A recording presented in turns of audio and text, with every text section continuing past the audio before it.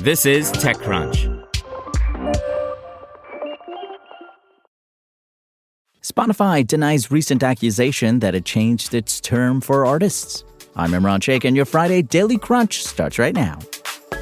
Instagram's experimenting with bringing tools to control your own algorithm to Threads, its ex-rival. The feature was uncovered while in development by none other than reverse engineer Alessandro Paluzzi, who discovered the code and told TechCrunch it's related to the algorithm configuration tools that are also coming to Instagram.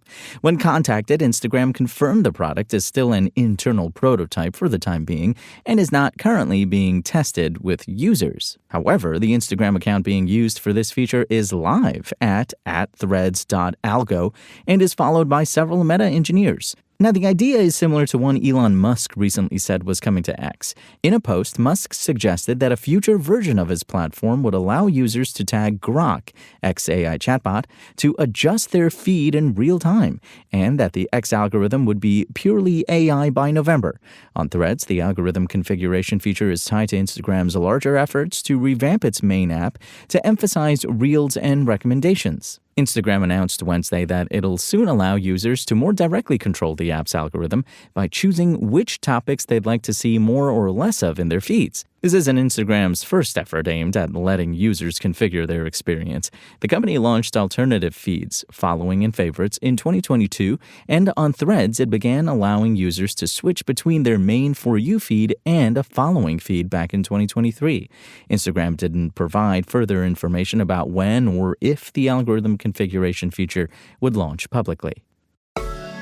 OpenAI released a new benchmark on Thursday that tests how its AI models perform compared to human professionals across a wide range of industries and jobs.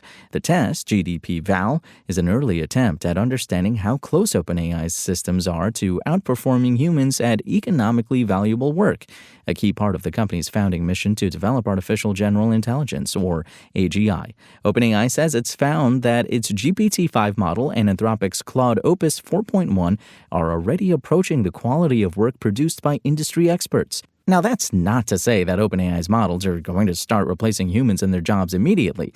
Despite predictions by some CEOs that AI will take the jobs of humans in just a few years, OpenAI admits that GDP-Val today covers a very limited number of tasks people do in their real jobs.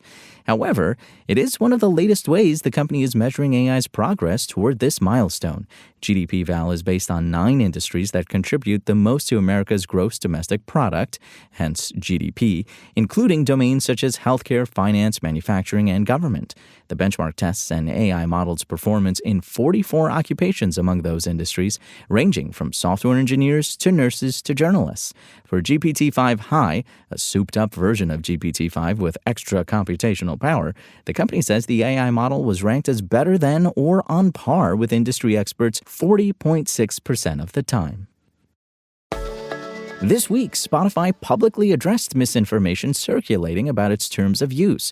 Now, the response was prompted by videos from creators such as artist @ChantMagic, which accused Spotify of modifying its terms and conditions to permit transfer of rights to artists' music to third parties, including partners, affiliates, and tech providers. Spotify issued a public statement this week clarifying that these claims are false and reassuring users that these updated terms do not affect the distribution rights of artists, podcasters, creators, and authors regarding their music, shows, and audiobooks. Instead, these terms apply to listeners. The terms allow Spotify to display features such as user-created custom playlist covers, user comments on podcasts, and user-created playlist titles, the company wrote. Now, it's fairly common for streaming platforms and music services to use user-generated content. The music streaming giant continues to face significant criticism regarding its treatment of artists, with many alleging that they receive insufficient compensation for their work on the platform. Last year, Congresswoman Rashida Tlaib and Congressman Jamal Bowman proposed the Living Wage for Musicians Act, which aims to increase streaming royalties to 1 cent per stream. Despite these concerns, Spotify asserts that its payments are improving, stating it paid out $10 billion to the music industry in 2024. Now on to the latest in startup business news, all in about 1 minute with producer Dennis. Hey Imran, thanks. And for years, recruiters used machine learning to find potential hires by searching for keywords in resumes and LinkedIn profiles. Although this method helps to narrow the candidate pool, recruiters still have to manually review each profile to determine the best fit for the job. Enter Juicebox, an AI-powered search engine that uses natural language to analyze professional profiles, personal websites, and other publicly available information to identify the most qualified candidates. On Thursday, Juicebox announced that it had raised $36 million in total funding, including a $30 million Series A round led by Sequoia.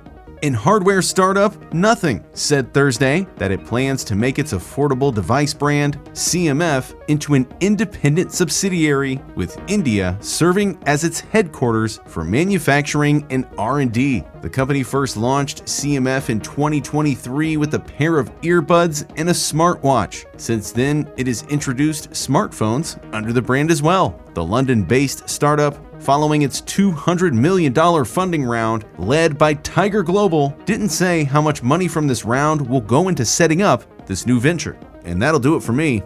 Imran, back to you. And that's your Daily Crunch. Today's stories were reported by Lauren Forrestal, Maxwell Zaff, Sarah Perez, and more awesome TechCrunch journalists. We'll see you here tomorrow, same tech time, same Crunch channel, and until then, find us at TechCrunch.com.